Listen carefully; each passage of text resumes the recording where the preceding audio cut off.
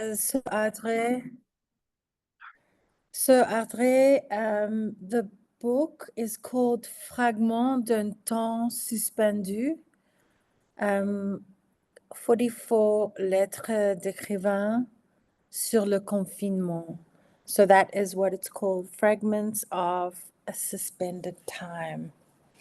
Merci bien. And it's edited by now he's got a different name. His name is Jovenzel, Jovensel, and the Yes. surname is Ngamalu, Ngamaleu. EU. Thank you very much. Yeah. Merci bien. So, Okay. good evening, bonsoir, sanbonani. Thank you very much for this amazing opportunity to read. Thank you so much for that poem, Megan, because actually I was feeling such a deep sense of loss when I created the reading for tonight. And so apologies in advance because it's a little bit bleak, but these are bleak times. And I wanted to start with a poem by Mahmoud Darwish called A River Dies of Thirst, which is from his last collection. A river was here, and it had two banks and a heavenly mother who nursed it on drops from the clouds. A small river moving slowly, descending from the mountain peaks, visiting villages and tents like a charming, lively guest, bringing oleander trees and date palms to the valley, and laughing to the nocturnal revelers on its banks. Drink the milk of the clouds and water the horses, and fly to Jerusalem and Damascus. Sometimes it sang heroically, at others passionately. It was a river with two banks and a heavenly mother who nursed it on drops from the clouds. But they kidnapped its mother, so it ran short of water and died slowly of thirst. So as I was preparing this reading for today, I was really struck by it feels like a very important time where humans seem to be losing our humanity. It seems to me that there is just an incredible cruelty that is just terrifying. But I thought I would read some more from my long poem, which I wrote for my PhD. So this will be another episode of the poem. And so I have read some of it before. And so this is it's a narrative poem set in the future about a young woman called Lalibela who endures a horrific violation, which leads to a war where women declare war on men. So I'm going to read from Riding Out the Water. And so this is just after the violation. Outside the comrades' campground, at the edge of town, Lalibela lay on the ground, her body in pieces. Bindi, that's her friend, by the way, shocked, unspeaking. Nobody greeted Pheromon the stranger. He's a strange man who's just passing through. Lalibela lay on the ground like a dead thing. Not dead exactly, yet no more the girl that she had been before. She felt her body torn limb from limb, flesh from bone, open, a meal for the crows.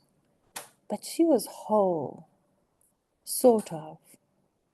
The people seeped out of the houses. Lalibela lay on the ground, her body in pieces, her weight printed on the earth, frozen in a gesture of surrender, surrendering as one surrenders a passport, abject. If I give you this, will you let me in? Pheromone found himself beside a young boy in a blue hat, mouth shut, eyes screaming. Bindi wondered where his friend had gone, and when would she return? Labella's body lay on the ground, left by the men, left over. And each of the men she followed home, like a good wife uncannily chosen. In her smell she followed them, in the bright terror of her eyes, in scratches on two of their faces. Like the memory of muddy footprints on their mother's floors, or a blood smear on a broken door. She would follow them till they could run no more. Pheromone crouched down beside Bindi and stared at the boy. Bindi looked back from a faraway place, fists balled, ready to fight. In the boy's savannah eyes, Pheromone suddenly saw their own nakedness. No longer only a seed of baobab, understood this 13-year-old as a wise elder. Somehow, for the first time in forever, Pheromone saw themselves a person among people. The sage in the blue cap and the queen on the ground, his teacher. As her rapists fled, she followed, though she lay still. And a flock of drones began to cover the area, but the men were long gone. So then there's a few other things that happen, and then I'm just cutting to the troll's alarm sound is a siren sound and a sound of helicopter blades, a landslide, an avalanche, a world crumbling to its end, a falling, a failing. Human-like but machine, Lalibella's body on ground, a body in pieces but not. 2 drones and 5 trolls glided in, pushed Desiree away, forensics gleaned, a stretcher summoned, the young woman spirited from the scene. And the women stared at the ground, the girl no longer there but in the mind, in the memory, the girl she is, the girl each woman once was. All that remained was her name, a salty pool that soaked into the soil, a tear evaporating into the sky's unblinking eye, a name that disappeared from the surface, slipped between the crevices of rock and sand, joined the groundwater, a name whispered into the long ear of the earth. Lalibela. Her name separated from her now, dancing in the gossiping wind, the flag of a country about to be forgotten. Exile begins as the sky ripens to red. The darkness is waiting. Desiree, that is her mother, climbed onto a dolos. The wind carried her words. As the words landed in the minds of the women and the men, they drew closer. Desiree's voice was a gathering sound, like subterranean swarms of bees. A war does not need to be declared to begin. And the women and the men fell silent. Desiree tore her shirt open. Her breast, her eyes, two pairs of accusing stares. She said, "My brothers, I have run out of words. They have leaked from every stab wound and died in the air with our screams. You grew from our bodies. Now, like hyenas, you feast on us." Two golden ibises circled the crowd, slashing the air with scimitar voices. From the dried-out river, a hippo roared. Desiree continued, "I am woman, all the women you know and have ever known. I am your wife, your mother, your daughter, and yet you dismember me."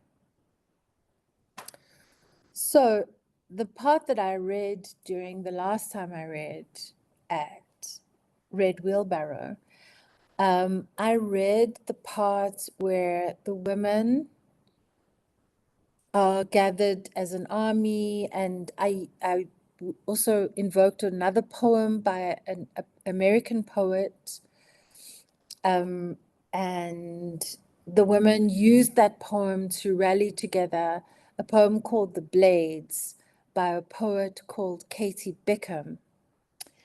And then the women descend on the men. So after the violation, all of the men leave town. They run away because the women are that angry. And so they gather, and the men who did the deed are gathered in a place in Kariga, which is Utrecht, basically. It's a disused Volkswagen factory. So this is the moment. Kariga, 1,000 women made no sound as they descended on the old plant. Knives and guns, their only burdens now. Before dawn, they arranged themselves in a circle. Lalibela alone stifled the sentry and entered the room. Leratu, right behind her, captured Gore, grabbed him by the neck, her akapi point at his temple. Lerato beckoned and the women flowed forward. 9 fighters surrounded Jojojo, Richard, Impi, and Harbila. "What do you want?" Gore asked. "Just those 4, said Meredith. "Our mothers, violence upon violence makes only more blood in the water. We beg you to hear us." "I am deaf as you were, and like you, I have no mercy." Lalibella's harsh voice seemed to boom from the walls. Richard stammered out, "I was once this lean laugh of a boy in a shred of shorts held up by a frazzled string around my waist, a red rope marking me as my mother's child." The women did not relax, but something in the air allowed the story to hear. And Impi said, "Cattle." A river of warm hides, grey, black, brindle, the master's chattel, a long stick fed the beasts along the path. My favorite, 5 roses, white with red patches. She bore her burden with such grace, her hips moving through the grass like a dancer. I pulled her rubber teats for the white blood steaming from her body straight into my mouth. Leratu barked, "Did my daughter ask for you to suck her blood?" "We do not come from the mountain. We ourselves were bred, our seed sifted and leavened with centuries of hoarded gold. We were groomed to loyalty, to do as we were told, and yes, I volunteered for the sake of state security." Leratu pressed the knife blade under Gore's chin. "So you are behind this then? Bobaba." "We thought they were simply thugs who stalked my girl on the way back from camp." Harbile volunteered. "Yemanzi have always been the threat. They had to be taught a lesson.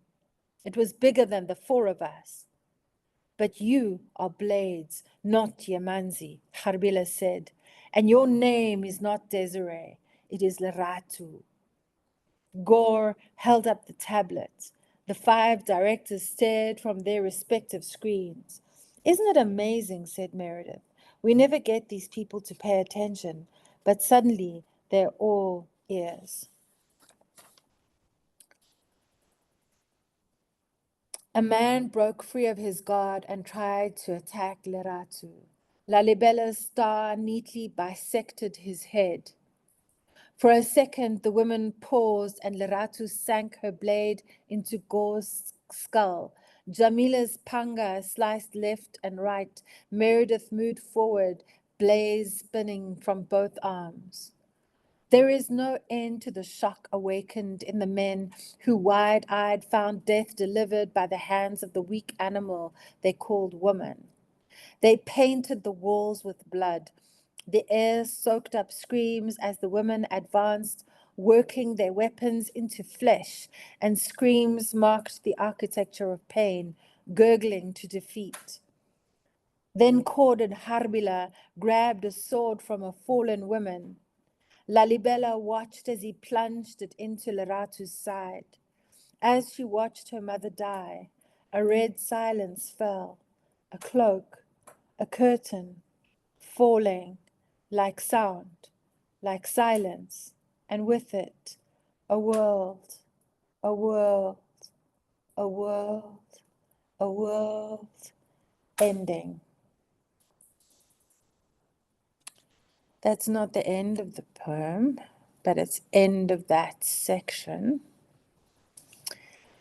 So I think I'll leave the rest for you to to find out. And then I just wanted to read a couple of shorter poems that are more about the theme of today's reading, which is loss.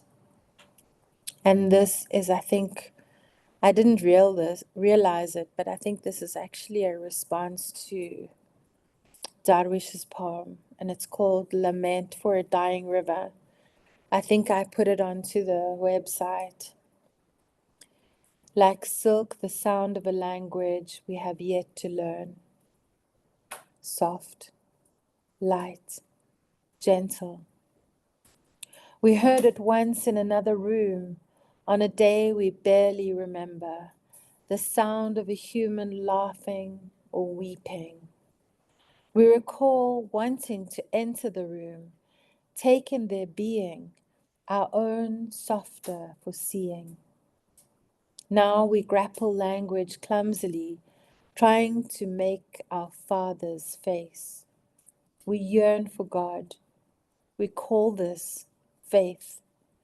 To channel the grace of water to the desert, where children are murdered by our obedience.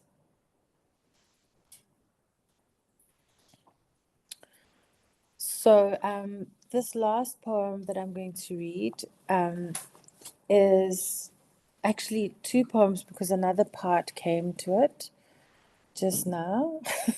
Actually, this morning, as I was walking to my office, I chanced upon the body of a moth and in the parking lot. And the joy of teaching creative writing is most of your students are much more accomplished than you are. So this student of mine is he is an actor and a theatre maker, and his name is Y Mjigima. And he told me that the word for this animal that I had found crushed on the parking lot is called Ibabatani. Ibabatani.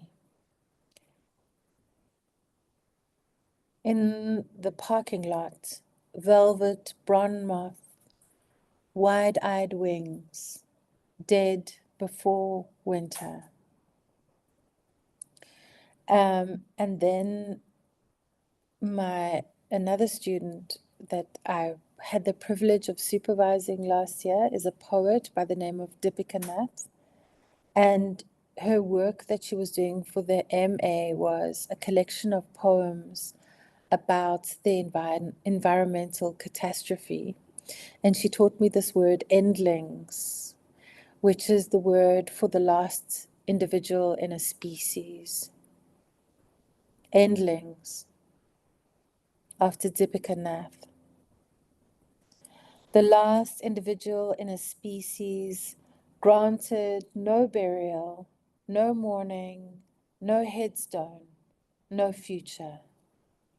So many ways to end a world, except for we breathing colored hope, listening out for whispers of care, gathered anywhere near a heart beating.